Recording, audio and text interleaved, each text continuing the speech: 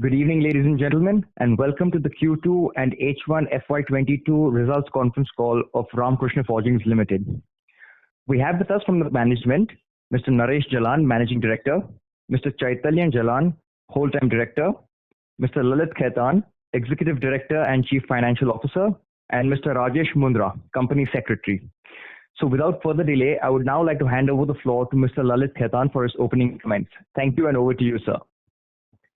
Thank you, Rusad. Good evening and a very warm welcome to everyone present on the call.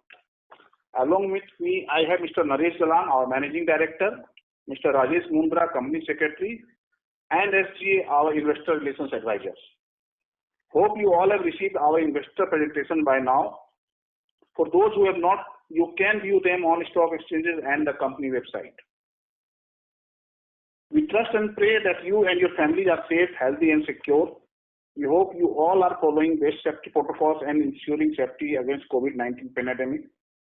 We at Ramkrishna Forging, to ensure safety of all employees during the pandemic, have followed strict safety culture and COVID-19 protocols. We have conducted all the necessary vaccination drives in all its facilities and ensured that its entire workforce was vaccinated. We also organized several vaccination drives for public at large.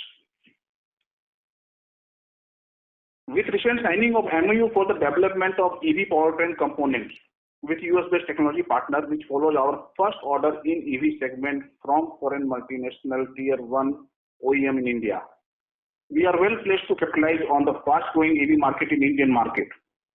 This breakthrough in EV market is also testimony of our strong R&D as well as product offering in terms of complexities and designs. The PLI scheme, which focuses on the EVs and hydrogen fuel cell vehicle manufacturing, will act as a strong catalyst and catapult the domestic industry into next growth orbit.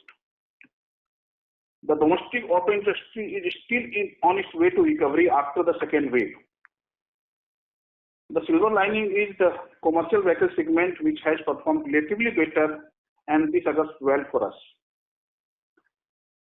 In the European markets, commercial vehicle registration for the period January to August showed high growth this year for the sector as the economy emerges from the pandemic hit. Nearly 1.3 million new commercial vehicles were registered in European Union during the 8-month period, making a growth of 24% compared with the same period of 2020. Demand is driven by Central Europe, where sales continue to remain strong. US new light vehicle sales in January to September reached 11.75 million units. Sales for 9 months of the year are up by 13% compared to same period in 2020. We have added customers in Europe and North America and started supplying to South America, and we expect to add more customers going forward and expect improved contribution from exports. During the quarter, we managed to receive contracts worth rupees 620 crores from 8 contracts from various geography and business verticals. As mentioned earlier, we have also signed MOU for the development of EV powertrain components with US-based technical partners. With the help of this contract, we have expanded our product offering in EV market. During second quarter, we commenced commercial production at 2,000 ton warm forging press line as well as our fabrication facility. With this, our capacity has been increased to 1,87,100 metric ton, and this also marks end to our current capex cycle. As part of our growth strategy, we continuously work on de-risking our product portfolio by diversifying across different segments, customers, and geographies. During the quarter, we added customers across various segments and geographies, and we are confident to get repeat orders from the customers and foresee a strong performance in upcoming quarters. That's it from my side. Thank you.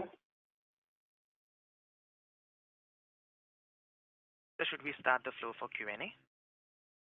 Yes. Thank you very much. We will now begin the question and answer session. Anyone who wishes to ask a question may press star and 1 on their touchtone telephone. If you wish to remove yourself from the question queue, you may press star and 2. Participants are requested to use handsets while asking a question. Ladies and gentlemen, we will wait for a moment while the question queue assembles. Reminder to the participants, anyone who wishes to ask a question may press star and 1 at this time.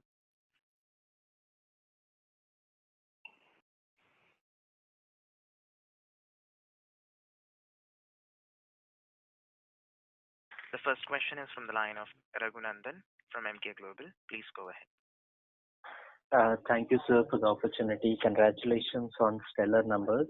My first question was on the order contracts of 6.2 billion. Congratulations on winning these orders, which gives visibility for outperformance of the company versus the industry. Sir, here just wanted to understand, of these orders, how much would be new orders, how much would be replacement orders? And this quantum of 6.2 billion, would it represent a single year order or would it represent the lifetime order? And lastly, another clarification, would most of all of these orders commence by FY23? I would understand that some of it would start in FY22, but would it be fair to assume that everything would have started off by 23? Raghunandan, first to answer your questions one by one, these are all new orders. They are not any replacement orders. Number two, these are all orders which go into production in terms of samplings this year, and bulk production is in different quarters of FY23, and the entire full year production is going to be from FY24 onwards. Thank you, sir. That was very helpful. And sir, the new orders seem to be flowing in, and thank you for the timely updates on the exchanges on the new orders.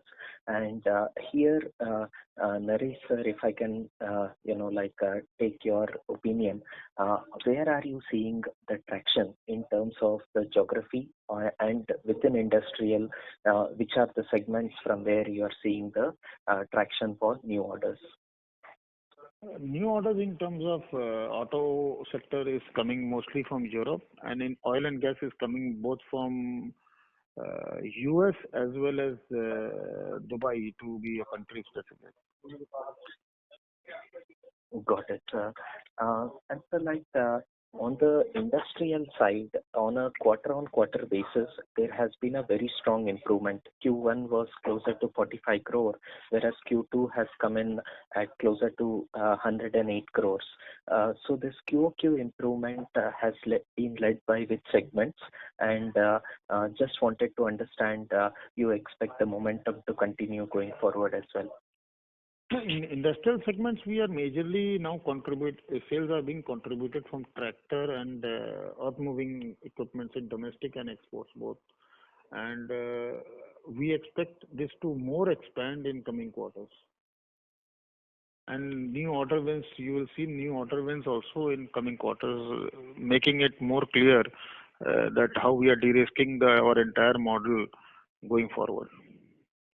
Wonderful, sir.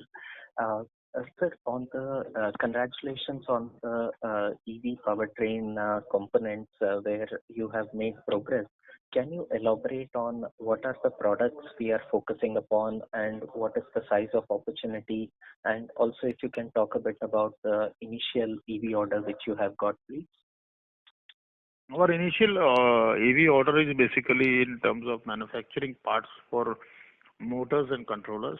And our joint venture also, our first thrust is into manufacturing motors and controllers for two-wheelers, three-wheelers and four-wheelers. Right now, I would not comment on the size of the business. We would still wait for another quarter before we have entire clarity because we are in process of, right now we have only signed a definitive agreement, but we are in process of finalizing a joint venture agreement. So we would wait for once the joint venture is concluded before we put anything to light in this. Thank you. This is the operator, Mr. Raghunandan. May we request that you return to the question queue for follow-up questions? Thank you. The next question is from the line of Abhishek Jain from Dolat Capital. Please go ahead. Thanks for the opportunity and congratulations for a strong set of numbers. Sir, during this quarter, there's a big difference in standalone and console performance. Although on revenue basis, there's hardly any differences, but EBITDA and PAT is lower by 8 and 6 crores. Where all these losses incurred? Please throw some light on it. Abhishek, this is basically a mix of the loss incurred by our travel subsidiary. That's around 1.5 to 2 crore is on account of that. Another 5.5 crore is on account of Ind AS accounting adjustment done on the sales to the US subsidiary. So will it be continue in the coming quarter? No, so the process will continue. It depends upon the sale, how much the sale goes in the quarter, and certainly there will be some adjustment every quarter on account of this. Okay, so on console basis, that EBITDA margin would be around 21-22%. But it may improve. It may improve in the upcoming quarters if we have received more sales there in the US subsidiary. So subsequent adjustment is not going to be this kind of this. Is, I will say this quarter the gap is, I will say, one-off. Okay, fine. The company was also looking to buy assets of the ACIL, Amtech Auto. What is the progress right now? Abhishek is still pending with the NCLT, and we are awaiting the next date of hearing on 26th of October. Okay. And sir, can you throw some light? What is the capacity there and how much revenue it may add if you won this business? I will say that is a machining of crankshaft basically, and so that's in terms of three-wheeler, four-wheeler crankshaft, two-wheeler crankshaft. They make hubs on board, so all the materials. We have also earlier given the guidance. There is a revenue potential of 500 to 800 crore from that unit at an optimum capacity utilization. Okay, fine. Sir, the company is also looking to raise fund of around 500 crores. So just wanted to understand what is the objective for it and how much equity dilution will be possible in the coming quarter. We have not yet decided on that. So still that needs to be decided how much fund needs to be raised and when. So we will inform you as and when we will decide on that. So your debt is increasing continuously. There is some pressure on the working capital side as well. So what is your effort to generate FCF and start to repayment date? Because this quarter also we have seen that debt has gone up to the net debt has gone up to the 13.2 billion versus 11.3 billion of last. Yeah, because the net debt has gone up by about 140 crore if you look at the 6-month performance, but you can see the pressure on the working capital.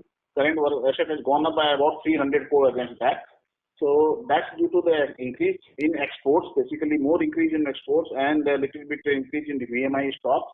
So that has created, and that the kind of growth trajectory we are in, there will be some pressure on the working capital for the time being. But once we reach the optimum level, then it will start moderating, and certainly we will start generate free cash flow. Okay, sir. Thanks. And my last question is related with the gross profit per ton, which is used to be the 65,000 to 70,000. That has gone up to the 110,000 per ton in last couple of quarters. What are the key reasons of this sort of the expansion in gross margin despite the higher RM cost? Basically, Vishek, I think it's a premix of job and better value addition on the jobs which we are trying to do as we move forward. So is it because of the better mix or because of the BS6 content, increase in the content per vehicle because of the BS6 and other things? And no, also it is not basically BS6. It is basically we are slowly but steadily graduating from only forging supplier to fully finished product, and now fully finished product are getting converted into assemblies. So as we ride up the value chain, our RM cost to sales are getting affected, and by which gross margins are going up. Okay. And so what is the current capacity of machining and how much change in the machining in last couple of months? Almost, I think in last 6 months, we have moved from 45 to 50% to almost 75% plus in terms of machining and assemblies. Thank you. Mr. Abhishek Jain, may we request that you return to the question queue for follow-up questions. Thank you. The next question is from the line of Mitul Shah from Reliance Securities. Please go ahead. Thank you for giving me this opportunity, sir, and congratulations on a very strong performance. Sir, I have first question on your average selling price per kg, which shows roughly 7% improvement on a sequential basis, quarter on quarter. So I would like to know how much is a price hike purely and how much would be whether product mix or value addition. Mitul, I think it is extremely difficult for us to say how much is for raw material price increase and how much is for product mix change. It is extremely difficult for us. Sir, I'm asking how much price hike we have taken in this quarter. We have taken 5 rupees 90 paisa price hike of steel, which has happened in this quarter. Okay. And then, sir, on the second question on the RM side, RM by sales is since last 2-3 quarters is a huge fluctuation. Like for example, Q4 was 51%, then it fell down to 39 in previous quarter, that is Q1 FY22, and now it has again come to 45%. So what should be the stable range one should consider? I think it is extremely difficult right now to predict that with the raw material prices changing every quarter. It is very difficult to say because how much inventory we are left with or how much inventory we go into next quarter with. It is and when the price increase, actually basic things which are difficult to predict is the retrospective effect of the raw material price increases which are happening. Because of that, we are unable to predict how things are moving. A little bit to add, Medul, what happens when you see the last quarter number or the current number, see when you deduct the increase component in the cost of goods consumed, there are a lot of costs other than the raw material also involved in that is reduced for the purpose of presentation from the raw material, like processing costs, other manufacturing costs. So that's why you find that anomaly. But the 46 to 50% is always a benchmark number to consider this. Yeah, so at least on a near term, whatever visibility we have, that 46 to 50% would be a probable range. Yes. And sir, my question on the again export and LCV side, can you give more detail on what is the now situation of LCV segment in terms of utilization, margin improvement, and new orders? I think gradually we are winning new orders. I think we have been keeping our investors posted with whatever new orders we are winning. In terms of LCV, we are doing exceptionally well in the North American market, and we feel that in coming years, lot of new orders are going to come in, which is going to make a significant progress in LCV side. So for the quarter, LCV would be how much as an overall percentage of revenue?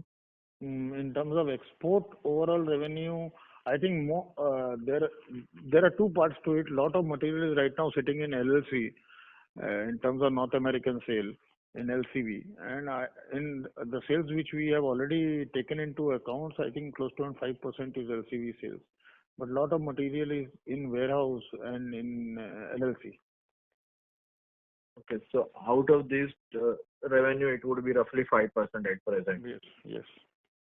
And on the export side, sir? In export side, overall export view outlook in terms of. I think we are going to remain strong. What we feel only in our presentation we have clearly highlighted. We cannot predict the semiconductor issue. What is going to plan out for it? But putting a semiconductor issue aside, I think we should continuously do well during the entire quarter. Because earlier we were expecting roughly 900 crore kind of annual revenue. Now it seems with this run rate, it could be definitely much higher than that. So what could be? We would not like to give any forward-looking numbers, but only thing what we can say that we are going to remain or working in a consolidated manner, and we should look at doing much better than what we are doing right now. Okay, sir. Last question on the margin side. This 24% EBITDA margin historically high. So any view? Of course, I'm not talking about next 1 or 2 quarters based on the fluctuation of raw material as well as uncertainty on semiconductor side. But sustainability wise, 24%, is it sustainable or it could be one-off and stable margin would be 21, 22? No, we are looking at sustainable margins at this level, and I think whatever the work we have done post-COVID is resulting in this kind of margins for us. And I think we would like to, in last quarter, we had attained 23 plus percentage of margin. That is a sacrosanct number for us, and I think we are doing all what is required to improve on those numbers. So we are not surprised with what number 24 plus numbers what has come. We are working on improving the margins from what we had done in first quarter. Thank you, Mr. Shah. May we request that you return to the question queue for follow-up questions. Thank you. The next question is from the line of Yash Sharda from Daiwa Capital. Please go ahead. Hi, thank you for the opportunity. My questions have been answered. Thank you once again. Thank you. The next question is from the line of Dhiman Shah from One Up Finance. Please go ahead. Yeah, thanks for the opportunity. One clarification on the Amtech, you said, the capacity is related to machining. So if you can help me just, kind of rewind that number that you mentioned, which it can add in terms of incremental sales on a full year basis. Yeah, the way I said that on optimum capacity utilization, we can go from 500 crore to 800 crore. Okay. You mentioned a very interesting thing, and it is partly reflected in your, improving gross margins, and of course the overall EBITDA margins that you are guiding for. So as we move from smaller products to finished products to assemblies, where do you think, given the current capacity, will plus give or take whatever, will this mix reside? Will it be, very crucially in favor of the assemblies, or as we embark on this journey of, more and more value addition as we move forward? I think with our capex cycle almost over, right. Now it is time for us to fix our utilization and improve capacity versus what we had in terms of whatever better utilization we can do from the capacity. So I think going forward you will find more and more improvement in terms of machining, assemblies, and this is the thing which we have to continuously do for next 4 quarters, at least a year, before we look at further adding in capacity. With the market growing, what we have said in our opening, Lalit also said, we are seeing green shoots in Indian economy and Indian auto sector now reviving. So we are looking at doing such things to improve our utilization in terms of machining and assemblies to ensure that we are at the upward trajectory of the capacity. Right. So can you give us just some broad range that, okay, machined and assemblies put together would be at least upwards of 60-70% of the total turnover? No, I think we are looking at going up to 85 to 90% of our forgings in machined condition or assembled condition in next 2 quarters itself. Oh wow. Okay. And given the kind of growth and geographical expansion that you are seeing, would it be 1 year before you will need to consider the next leg of capacity expansion, if any? I think nothing before FY24. Okay. So that means that we would possibly overhaul the complete, as you rightly pointed out, towards the higher value added products before which we. Yes, once we are at the optimum of our current capacity, right, we are debt light. That correct. Is the time when we start getting free cash flows and we are able to repay most of our debts.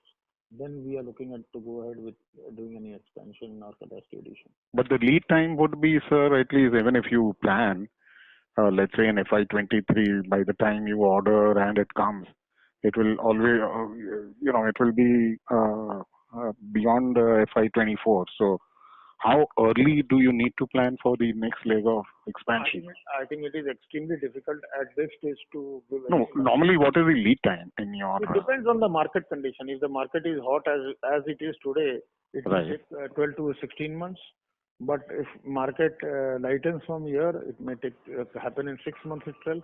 It all depends on the market condition at that time when we start looking at capacity expansion. Perfect. And lastly, if you can comment on the working capital cycle, will it improve for us?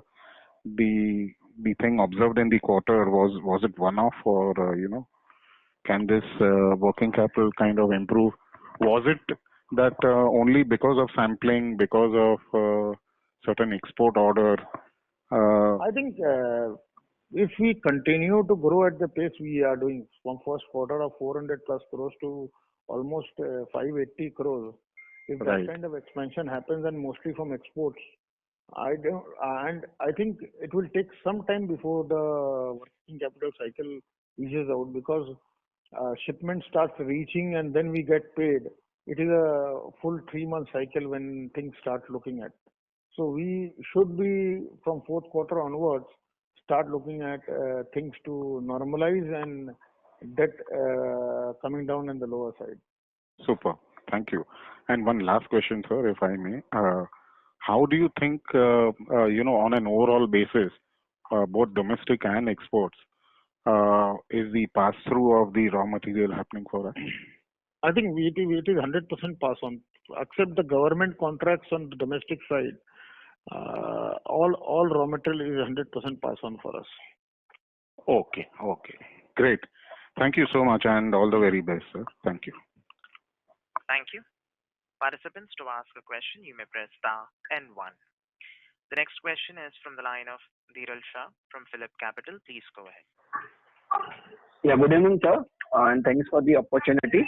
So my question is pertaining to the passenger vehicle side. So any progress over there as we're looking to inroad into that segment? Yes, we have started making progress in the domestic side in PV. Okay. So is it contributing right now, or this will going to contribute from next year? We will going to contribute next year only.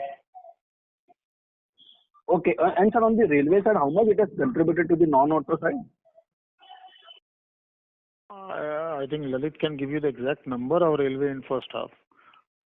Railway has not done very well in the first half altogether, and I will say we have done a very nominal sales so far. But we are looking now. The orders are getting the railway started buying, and market railway segment is also looking up. And in the next upcoming half, we are looking for much better number on the railway. Okay. And sir, lastly, on the EV side, are we looking for any new capex in the EV segment, or it will be entirely catered to the existing capacity which we have? No, in case we put up a full assembly plant for motors and controllers, which we are talking to our joint venture partners, we will require a capex, but that may be an extremely small capex of $5 to $6 million only. Okay, so this 620 crore worth which you are talking about, it will be from FY24, right? And this will be for how many years of order, sir? It is for 5 years.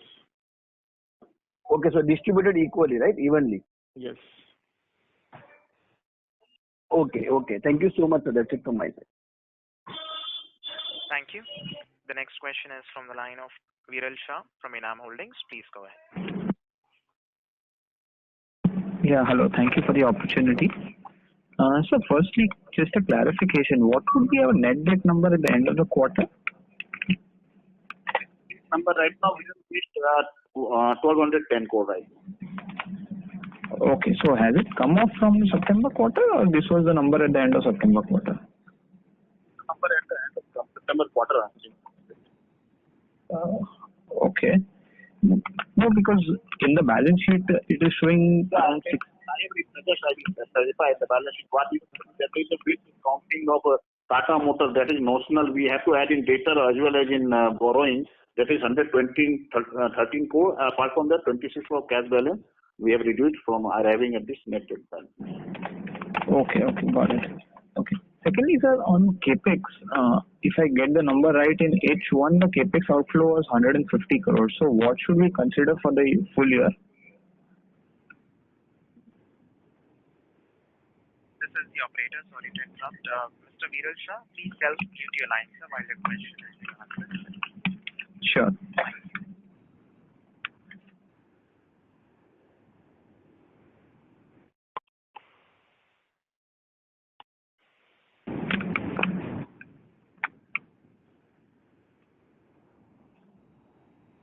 Viral Shah, please self-mute your line.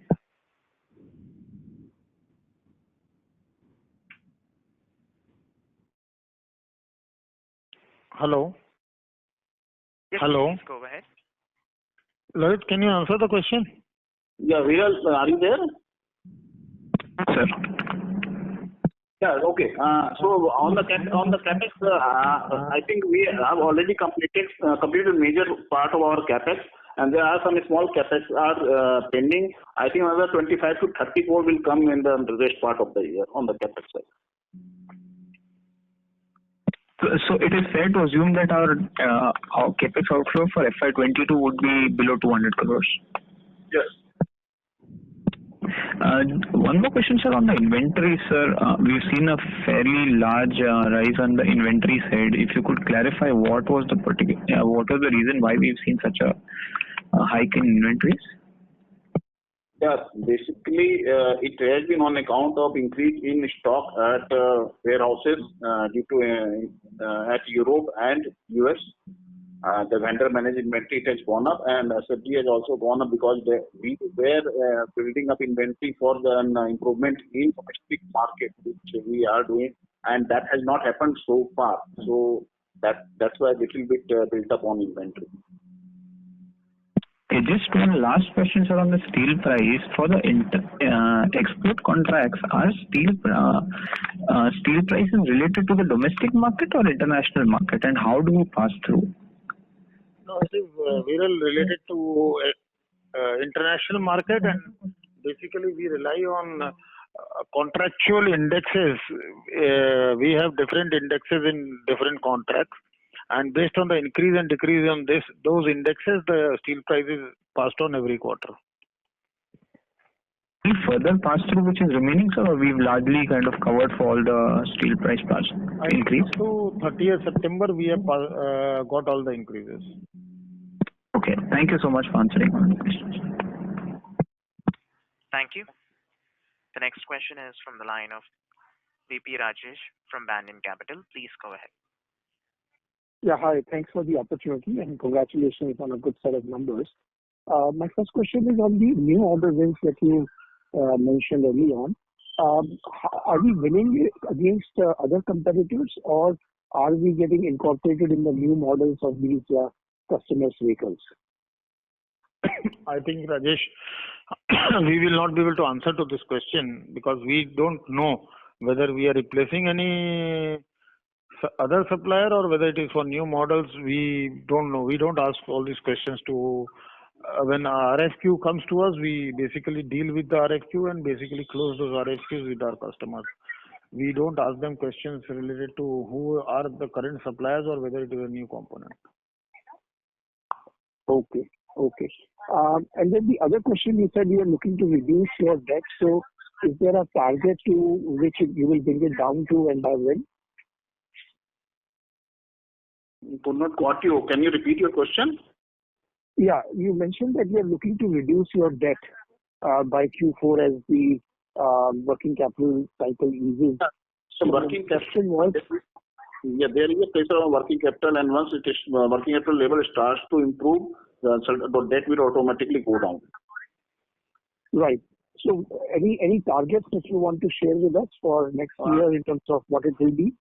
We have earlier given the target that our debt level will remain at a certain level. I think at 1,070 crore. I think that number we should achieve.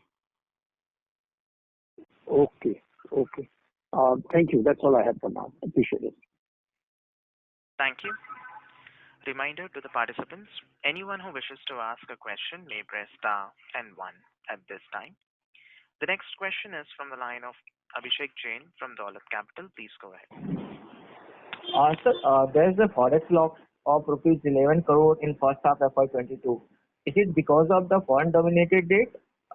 And second, do you count it on other expenditure or interest cost? No, we have a forex gain, Abhishek, in the first half. We don't have a forex loss. Okay.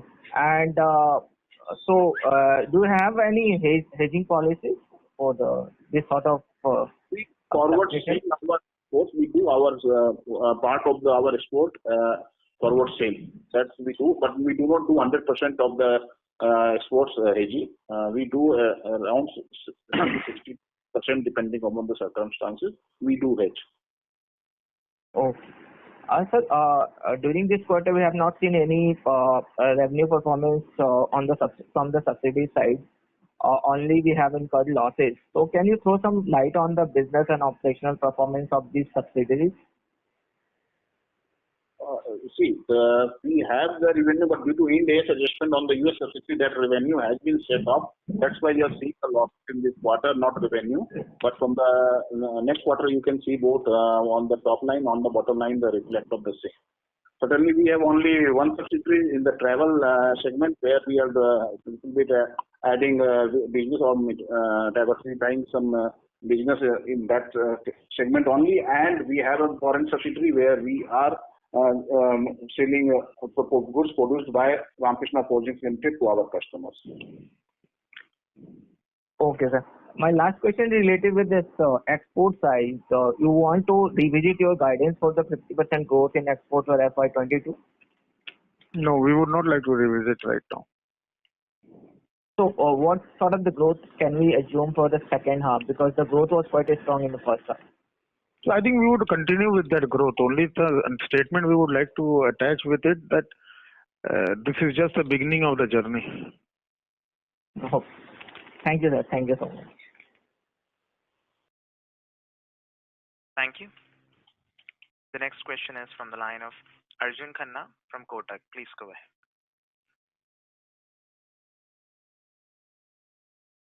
Thank you, sir, for this opportunity. Just a question in terms of working capital. If I look at numbers, you have actually given the production numbers also. So is my understanding right? So we had roughly 28,729 tons of sales, and our production was 36,863. So essentially, we built roughly 8,100 tons of inventory. Is that the correct understanding? No. That's the forged production, and that's the same quantity. That's a mix of machine and forged. So there is some gap between the stock and the production here.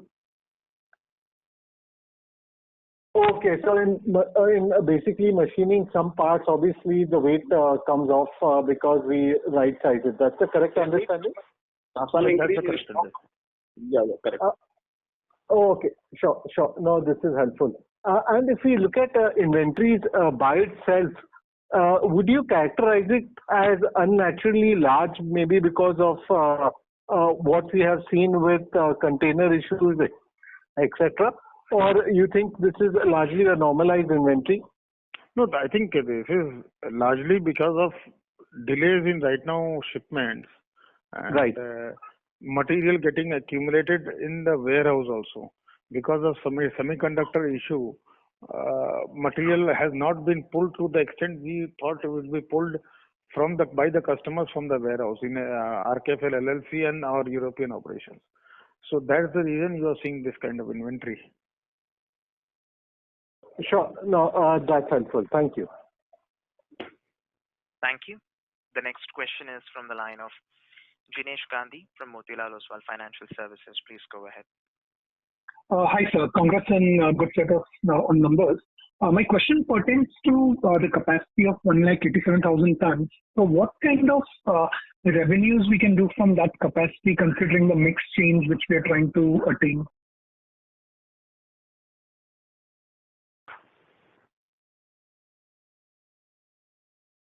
I think it is extremely difficult for us to right now tell you what is the kind of revenue we can attain. What we are talking about is right now is we are looking at almost 80% to 85% utilization in the installed capacity by FY23, and to get a top line to it, it's extremely difficult right now because the way dynamics are changing for us on day-to-day basis. We cannot predict what is the revenue number going to be with that. Okay. And this order book which you talked about, 620 crores. So effectively annualized run rate is about close to 130 odd crores from this. That's the correct understanding, right? No, 608 is annualized and it is a 5-year contract. Okay. Understood. Great, sir. Thanks and all the best. Thank you. Participants, to ask a question, you may press star and 1. The next question is from the line of Mitul Shah from Reliance Securities. Please go ahead. Sir, thank you for giving me opportunity once again. Sir, I have a question on non-auto side. Apart from railway, what is the status in terms of other segments where we were trying to enter and expanding? Mitul, I think we have already started expanding in tractors, in earth moving, and this is already started showing in our balance sheet also. And I think our entire endeavor and thrust is that in next couple of quarters, non-auto segment, which is oil and gas, tractor, and as well as the earth moving construction equipment and other things, becomes equally big as the auto sector for us. For this quarter, sir, how much contribution was from this? I think Lalit will be able to tell you the exact number, precise what is the industrial segment number. Do you want number right now? Yes, sir. Because, sir, in our presentation, other segment we have shown as almost like 19%. So, how much, or can you give some breakup there? See, that's the number we have actually derived from the sales customer wise. So 90% fairly on the non-auto side, what we are looking at, it contains certainly oil and gas, railway, and the earth moving equipment basically.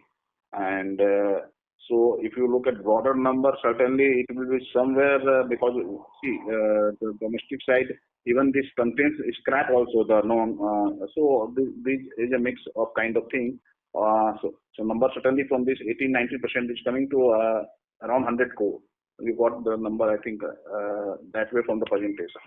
Around 45 crores, if I may put an approximate number, it is around 45 crores from this non-auto segment of railways, tractors and construction. Okay, yeah, that is very helpful, sir. And sir, second is on the margin side. So new order wins are generally slightly high margin segments, right? And most of them are again from the overseas, which is again higher margin territory for us.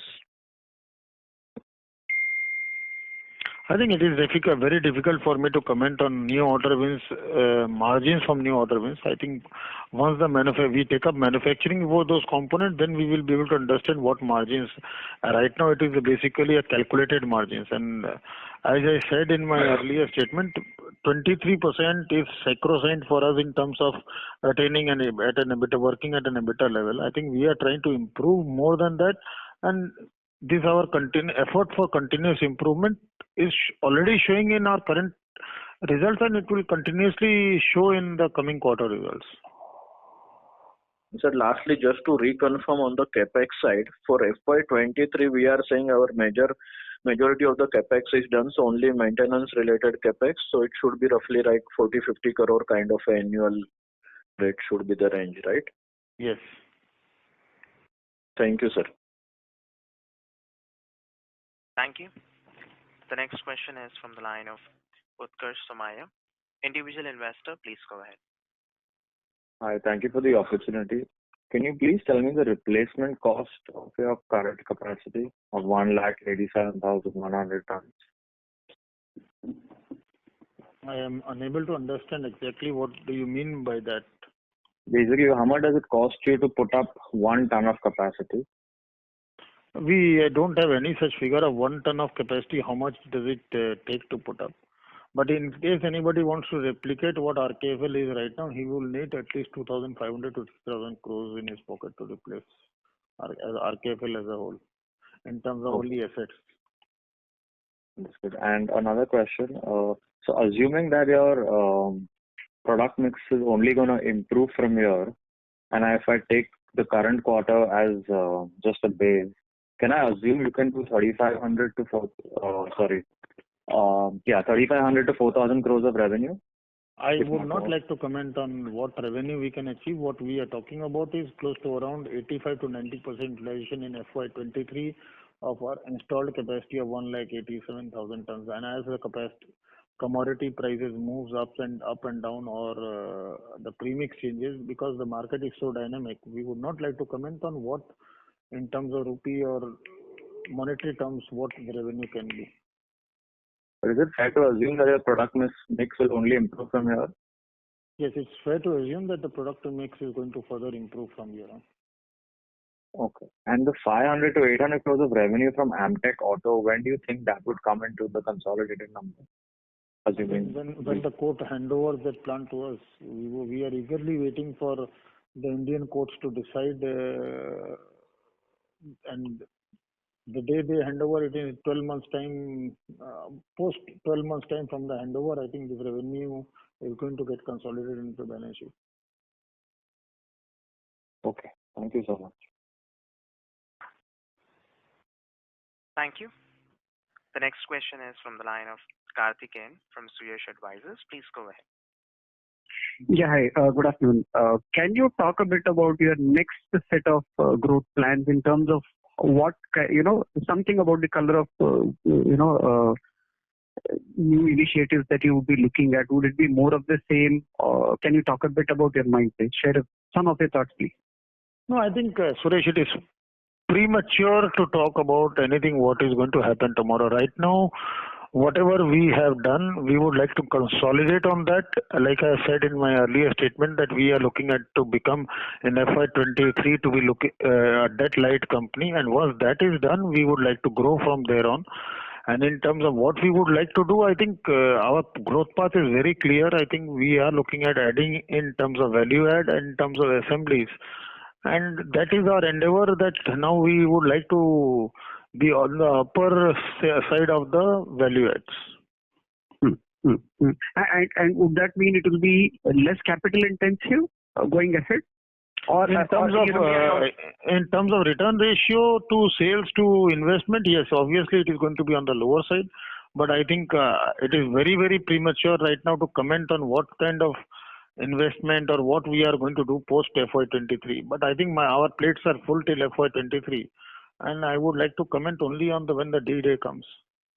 Right. Just to clarify, I didn't hear very clearly. Did you mention that the annualized run rate of new orders, one is 620 crores, or is that cumulative? I'm sorry, I couldn't hear that clearly. Annualized run rate of 600 crores per year.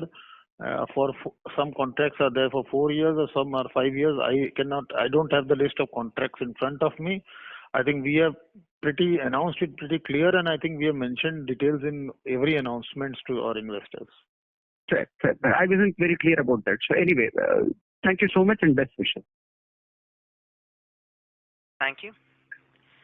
Reminder to the participants, anyone who wishes to ask a question may press star and 1 at this time.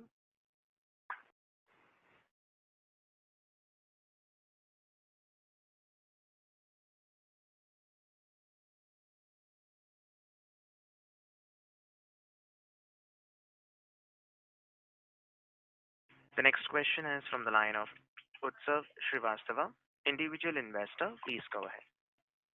Yeah, hi. I just wanted to know what is the dividend policy that we have in the company. One, because we've got a 50% dividend. What is the rationale?